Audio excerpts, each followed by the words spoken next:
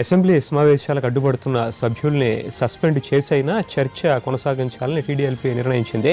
2 గంటలకు పైగా సాగిన భేటీలో రేపటి అసెంబ్లీ సమావేశాల్లో అనుసరించాల్సిన వ్యూహం మీద చర్చించారు.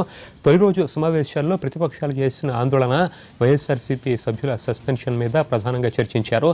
మొదట అంబేద్కర్పై చర్చ, ఆ తర్వాత కాల్మనీ అంశంపై చర్చించాలని నిర్ణయించారు. ప్రతిపక్షాలు లేవనెత్తే అంశాలకు ధీటుగా సమాధానం ఇవ్వాలని మంత్రులకు చంద్రబాబు సూచించారు.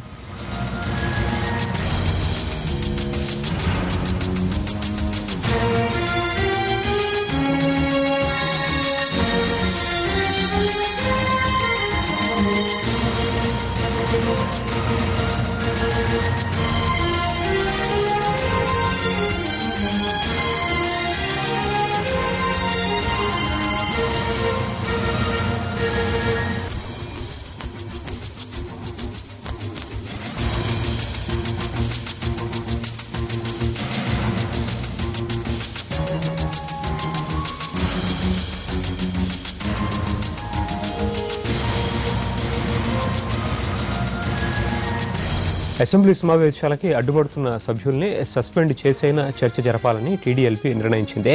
2 గంటలకు పైగా సాగిన భేటీలో రేపటి అసెంబ్లీ సమావేశాల్లో అనుసరించాల్సిన వ్యూహం మీద చర్చించారు. తొలి రోజు సమావేశాల్లో ప్రతిపక్షాలు చేసిన ఆందోళన, వైఎస్ఆర్సీపీ సభ్యుల సస్పెన్షన్పై ప్రధానంగా చర్చించారు. మొదట అంబేద్కర్పై చర్చ, ఆ తర్వాత కాల్మనీ అంశంపై చర్చించాలని నిర్ణయించారు. ప్రతిపక్షాలు లేవనెత్తే అంశాలకి ధీటుగా సమాధానం ఇవ్వాలని మంత్రులకి చంద్రబాబు సూచించారు. దీనికి సంబంధించి మరిన్ని వివరాలు మా ప్రతినిధి రమేష్ అడిగి లైవ్లో తెలుసుకుందాం. రమేష్,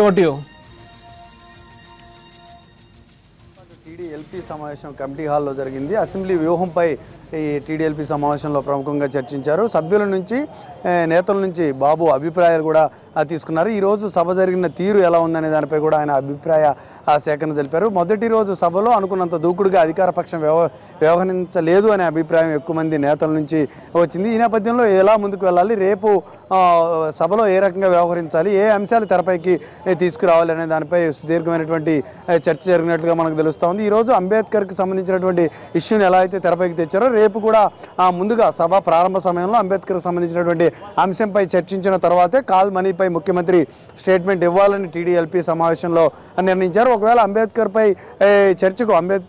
జరిగేటటువంటి చర్చకు ప్రధాన ప్రతిపక్షం అడ్డు తగిలినట్టయితే ఈ రోజు వ్యవహరించినట్లనే రేపు కూడా సభకు అంతరాయం కలిగించే పరిస్థితి అయితే, ఆ చర్చ వరకు అవసరమైతే ప్రతిపక్షాన్ని సస్పెండ్ చేసైనా, ప్రతిపక్ష సభ్యులను సస్పెండ్ చేసైనా అంబేద్కర్ అంశాన్ని చేపట్టాలనేది ఈరోజు జరిగిన టీడీఎల్పీ సమావేశంలో బాబు స్పష్టం చేశారు.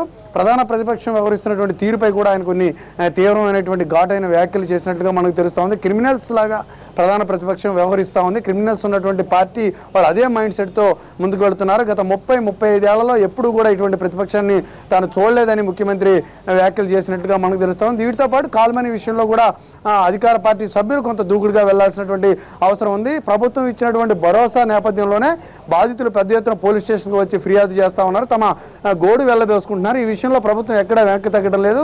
ఎవరు ఉన్నా సరే కఠిన చర్యలు తీసుకోవడానికి ప్రభుత్వం కృత నిశ్చయంతో ఉందనే అభిప్రాయాన్ని సభ్యులు ఆ సభ ముందు కానీ బయట కానీ వెలువరించే విధంగా వ్యాఖ్యలు చేయాలని, ఆ రకంగా గట్టిగా మాట్లాడాలని సభ్యులకు చంద్రబాబు దిశానిర్దేశం చెప్పారు. కొత్తగా ఎవరైతే సభకు వస్తున్నారో ఎమ్మెల్యేలు, వాళ్ళంతా కూడా సబ్జెక్ట్ పెంచుకోవాల్సిన అవసరం ఉందని, ఆరోపణలు వచ్చిన ఎమ్మెల్యేలు ముఖ్యంగా రేపు సభలో వ్యక్తిగతంగా వాళ్ళు సమాధానం ఇచ్చుకోవాల్సినటువంటి పరిస్థితి ఉంటుందని, దానికి ప్రిపేర్ కావాలని కూడా చంద్రబాబు వారికి గట్టి సూచనలు చేశారు. పరితోష్.